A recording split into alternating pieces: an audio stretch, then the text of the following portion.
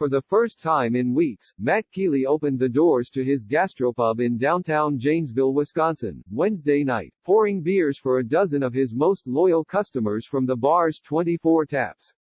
The impromptu reopening came courtesy of conservative justices on the Wisconsin Supreme Court who had just struck down Democratic Governor Tony Evers' statewide stay-at-home order that since March had shuttered businesses and banned public gatherings to guard against the spread of COVID-19.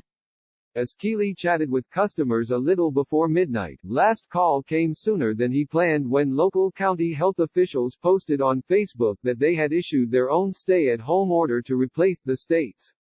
We had about 4 hours there where we were open, and about a dozen people popped down, and then all of the sudden the world is back to the way it was again, said Kealy, who opened his new pub Draft House in November.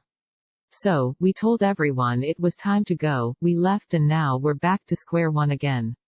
It's kind of frustrating. Frustration and confusion reigned in Wisconsin on Thursday as the state's residents woke up to a patchwork of local health orders in the nation's only state with no coronavirus restrictions in place, not even for vulnerable nursing homes. Bars and restaurants in Milwaukee are closed, but they're open in suburban Waukesha. Tourist destinations in Wisconsin Dells are still shuttered as the 4 local counties discuss what to do next while hotels and bars in Lake Geneva welcomed back visitors. Amid the fallout of the court's decision, Wisconsin's notorious political divide remained on full display. A dejected Evers was left to voice his disappointment while Republican legislative leaders took a victory lap that included a cameo from President Donald Trump, who tweeted with approval that Wisconsin had scored another win and that the place is bustling.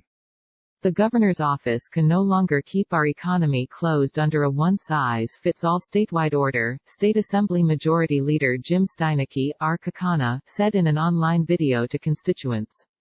I am excited to see this reopening occur after weeks of hearing from friends, neighbors and local business owners about the stress this order had placed on their livelihoods.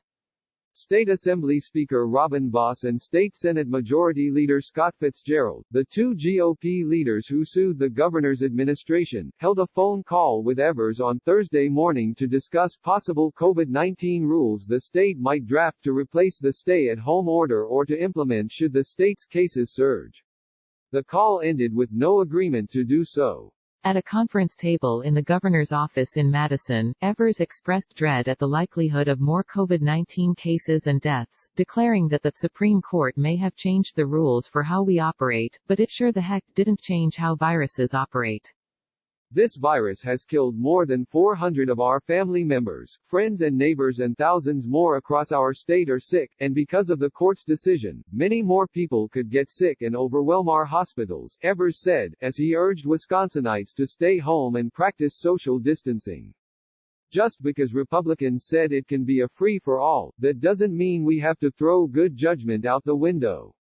As for Trump, Evers said Wisconsin had been following the president's own guidelines for reopening the country, including a consistent decrease in COVID-19 cases and increased testing. Apparently he doesn't think much of the criteria metrics he sent out several months ago, Evers said of the president. He's abandoned that. Not long after the court ruling, the phones at Harbor Shores on Lake Geneva finally started ringing more often. The hotel overlooks the tranquil lake that is a Midwestern tourism magnet, and while it has remained open as an essential business during Evers' safer-at-home order, only a few of its 108 rooms have been occupied. That could change dramatically as soon as this weekend, when General Manager Tammy Karstensen said she expects more than a quarter of the hotel to be full.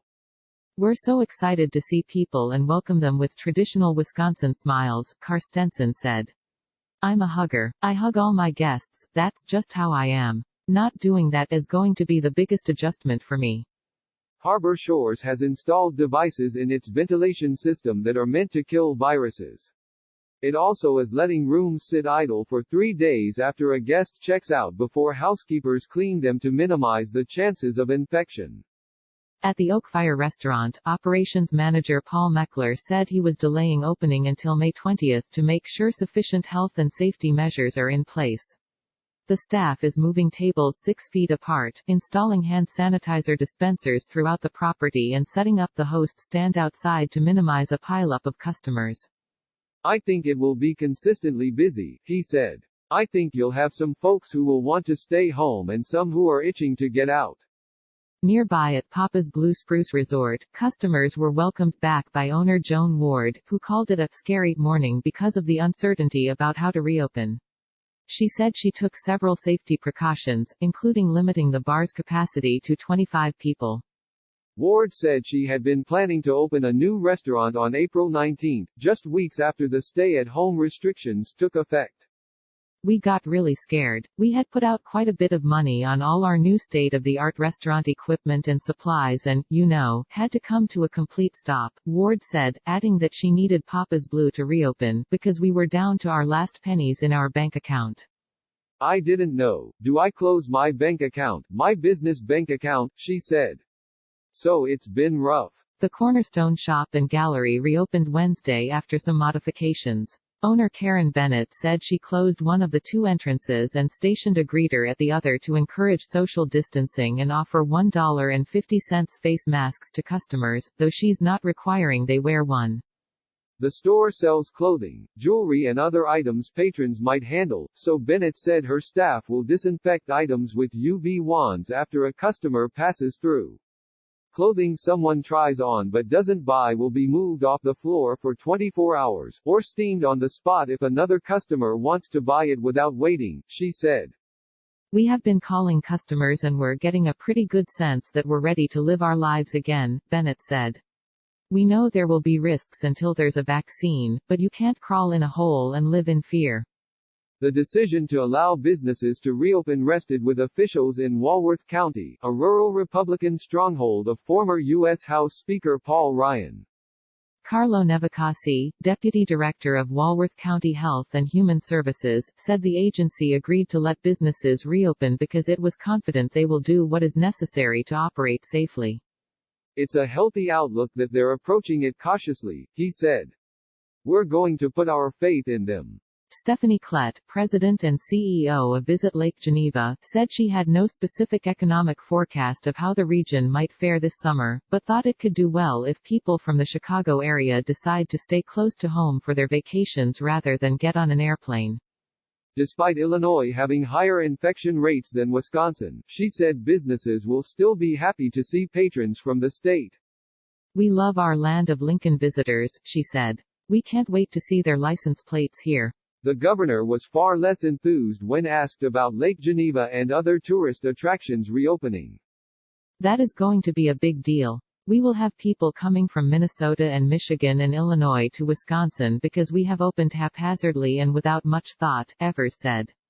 That is going to be a problem for us because all the surrounding states have higher percentage per capita of COVID-19, and it will bring an increase for us.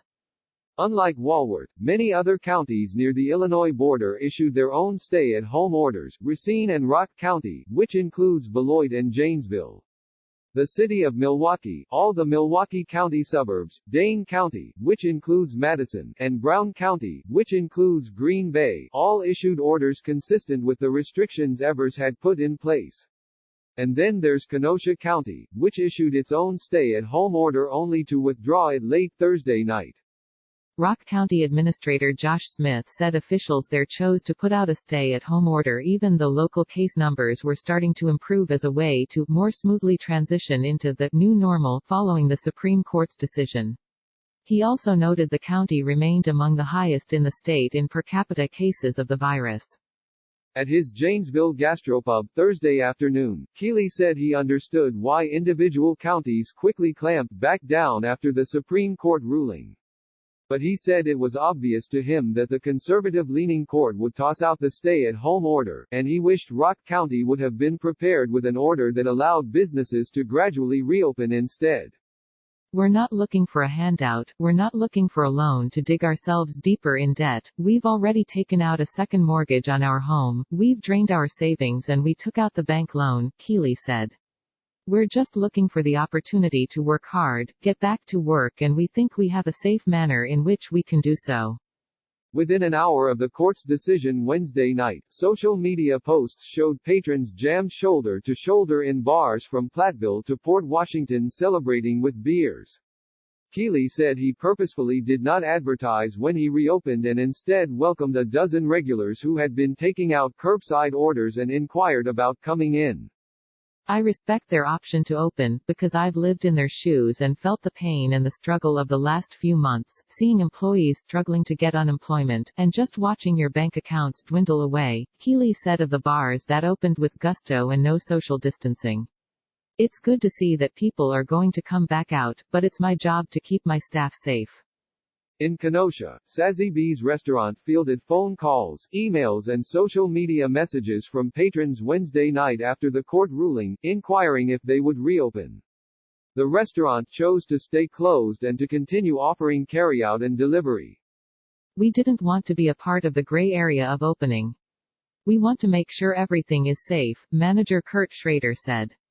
We don't want to push any boundaries. The Tribune's Dan Hinkle and Armando Sanchez contributed. Bruce Hart at ChicagoTribune.com. Jay Kyleman at ChicagoTribune.com. J. Villagomez at ChicagoTribune.com.